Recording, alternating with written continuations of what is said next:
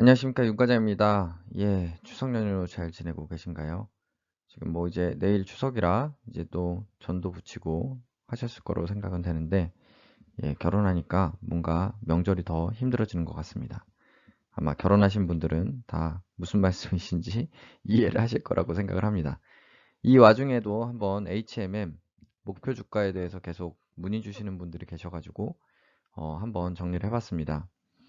이게 HMM이 지금 계속 이렇게 8년 만에 뭐 계속된 컨테이너 운임 지수가 뭐 최고치다 이런 뉴스들이 계속 나오죠.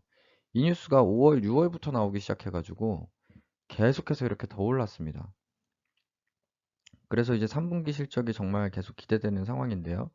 그 대형 컨테이너선 12척도 들어가고 지금 계속 이제 좋은 뉴스만 나오고 주가도 실제로 오르다 보니까 이제 너무 좀 이런 밝은 전망에만 너무 또 치우치는 거 아닌가 하는 생각도 들어가지고 조금 이 차원에서 잠깐 릴렉스하는 차원에서 좀 정리를 해봤고요. 지금 증권사들도 목표 주가나 실적 추정치를 잘 내지 않습니다. 그러니까 안 내는 이유는 사실은 일단 실적 추정하기도 어렵고, 그리고 그동안 워낙 적자를 봤던 종목이기 때문에 굉장히 이게 어려운 종목입니다. 그래서 그걸 감안해서 그냥 제 개인적인 의견인 거를 꼭 참고해 주시기 바라겠습니다. 먼저 조금 이런 얘기하면 싫어하시는 분들도 계시겠지만, 또 HMM을 안티하시는 분들이 주로 또 얘기하시는 그런 뭐 우리의 민낯이기도 합니다. HMM이 그동안 굉장히 어려운 시간을 보내다 보니까 당연히 뭐 유상증자도 요거 이제 최근 사업 보고서에 나온 건데요. 그리고 뭐 전환사채의 뭐 전환권 행사가 있을 수도 있고 여러 가지 지금 좀 어려움이 있는 건 사실입니다. 재무적으로. 그래서 여기 지금 이것만 보시더라도 2020년 7월에 보통주 1000만 주가 상장 완료됐다 해가지고 또 주식수가 이제 늘어났다는 일단 내용이 있어서 먼저 공유를 드리고요. 요건 뭐 좀 지나간 일이기 때문에 지금의 뭐 악재라기보다는 지금 이런 이슈들이 있다. 또 다음 내용을 한번 보시면 미상환 전환사채 발행 현황입니다. 엄청 많죠. 지금 보시면은 몇만 주입니까? 100만, 1000만 억, 10억, 100억, 1000억, 2조 9천억 정도 수준의 지금 전환사채 물량들이 있고요. 여기 전환가액 보시는 바와 같이 대부분 5천원권인 것을 확인하실 수 있습니다. 물론 뭐 만기가 높긴 하고 각 개별로 조건이 다 다르겠지만 어쨌든 간에 이런 대형주인데 이렇게 전환사채 물량이 많다. 당연히 그동안 너무 힘들었었기 때문에 어쩔 수 없었다고 생각을 합니다. 뭐 배도 만들고 뭐 하려면은 돈이 있어야 되잖아요. 그래서 이런 부분들이 조금 지금 재무 구조를 어렵게 하는 점들이라는 거를 참고를 하시기 바라겠습니다. 또 여기 금융 비용에 대해 나온 게 있습니다. 그 당반기, 뭐 전반기 금융 비용에 대해 나온 게 있는데 뭐 어쩌고 저쩌고 해서 결론적으로 보면 3개월에 지금 1000억 정도, 그래서 지금 반기에 2400억 정도씩 금융 비용이 발생하고 있습니다. 전반기에도 지금 보시면은 2100억 정도 지금 금융 비용이 발생한 것을 아실 수 있습니다. 그죠? 그러니까 제가 왜 목표 주가 얘기를 하기 전에 자꾸 이런 얘기를 하냐? 밑밥을 까는 거죠. 뭐냐면 HMM은 이렇게 숨겨져 있는 재무 구조적인 취약성 혹은 이제 영업이익을 내더라도 영업에 손실이 많이 나는 이런 부분들, 이런 것들을 감안하셔야 되고, 그런 거는 각자 판단에 의해 감안을 하셔야 된다. 그 디스카운트는 그건 각자 이제 판단에 의해서 이제 하셔야 되는 거고요. 앞으로 이제 정상화 되는 과정이잖아요. 그 바닥을 찍고 정상화되는 과정이기 때문에 이게 어디까지 이게 정상화 될 것이냐라는 거는 사람마다 보는 뷰가 다를 수밖에 없습니다. 그럼에도 불구하고 우리 사람들이 원하는 거는 숫자잖아요. 그래서 얼마까지 갈 거냐? 숫자잖아요. 그죠? 그래서 그냥 제가 조금 주주 입장에서 조금 희망적인 차원에서 정리를 한번 해봤습니다. 요거는 아까 얘기한 그런 악재라기보다는 좀 뭐라 그럴까요? 좀 재무 구조적 취약성? 그런 것들 반영 하나도 안 한 겁니다. 그런 거 다 무시하고 한 거라는 걸 꼭 감안해서 들어주시기 바라겠습니다.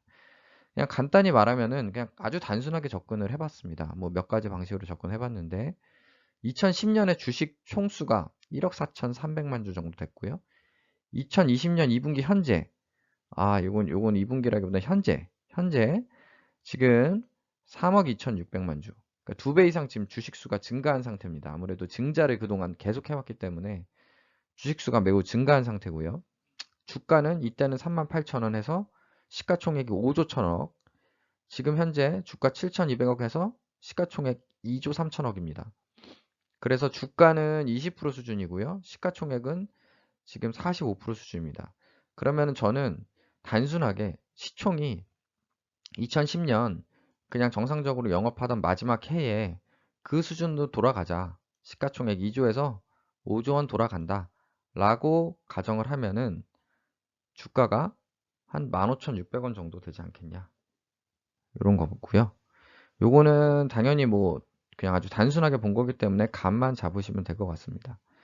다만 왜 15,000원이냐 라고 조금 반발, 조금 더 희망적으로 볼 수 있습니다. 뭐냐면 2010년에는 현대상선만 있었던 게 아니라 우리 대형 해운사 하나 더 있었죠.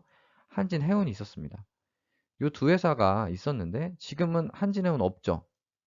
없는 거 물동량이 어디 가겠습니까? 수출업체들은 그대로 있는데. 물론 이게 전부 다 현대상선의 수혜로 오진 않겠지만 정상화가 된다는 가정을 하에 이 어느 정도 한진해운의 어느 정도는 현대상선의 그런 규모의 경제 달성 효과에 좀 기여하지 않겠냐라고 제 마음대로 가정을 해봤습니다. 그래서 50% 정도의 시가총액이 반영돼서 결국에는 현대상선이 종국에는 발전을 할 거다라고 가정을 한다면은 약 6조 7천억, 한 7천억, 7조 정도 되고요. 7조 기준으로 했을 때는 HMM의 주가는 25,500원까지 좀 볼 수 있겠다라고 아주 간단하게 추정을 할 수가 있습니다. 이런 식으로 추정하지 말고 우리 실적이 있으니까 한번 실적으로 추정을 해보자 라고 한다면은 좀 더 이제 어려워지는데요. 왜냐면은 2010년에 지금 영업이익 5,800억, 순이익 5,700억 정도가 났거든요. 그래서 EPS를 4,000원 정도로 보면 퍼가 한 9.6 정도 됩니다. 그런데 문제가 뭐냐? 2020년 2분기는 정상화가 시작되는 시기입니다. 정상화가 완전히 지금 된 게 아니라 이게 출발하는 시기거든요. 그래서 지금 보면 영업이익도 1,300억 정도 났지만 순이익이 지금 여러 가지 영업의 비용 때문에 281억밖에 지금 발생을 하지 않았습니다. 그래서 요걸 그대로 해가지고 곱하기 4를 한다고 하면은 EPS가 352원밖에 나오질 않습니다. 그래서 이걸 기준으로 9.6을 적용한다 라고 하면 목표 주가는 3,379원밖에 안 나옵니다. 그렇기 때문에 사실은 애널들이 목표 주가나 이런 것들을 내지 않는 것 같습니다. 왜냐하면은 어쨌든 근거가 명확하게 있어야 되는데 아직 HMM은 지금 숫자로 찍혀 있는 거는 아직은 사실은 수익이 좋은 상태가 아닙니다. 왜냐하면 2분기가 시작이었기 때문에. 그러면은 요거는 제 개인적으로는 그리고 아마 주주분들 대부분도 요걸로 보는 거는 사실 좀 안 맞지 않냐라고 생각할 수 있을 겁니다. 왜냐하면 주가는 미래를 보는 건데 지금 2분기 실적이 아니라 지금 3분기, 4분기는 분명히 실적이 좋을 건데 지금 얼마인지 추정은 할 수 없지만 그래도 지금 이거보다 거의 뭐 2배 이상 좋아질 거라고 생각을 하는데요. 특히 순이익 같은 경우에는 지금 뭐 200억이 아니라 뭐 1,000억 내외로 이상 나오지 않을까라고 지금 기대를 하고 있는데 과연 이게 지금 맞느냐라고 의문을 제기하실 수가 있을 것 같습니다.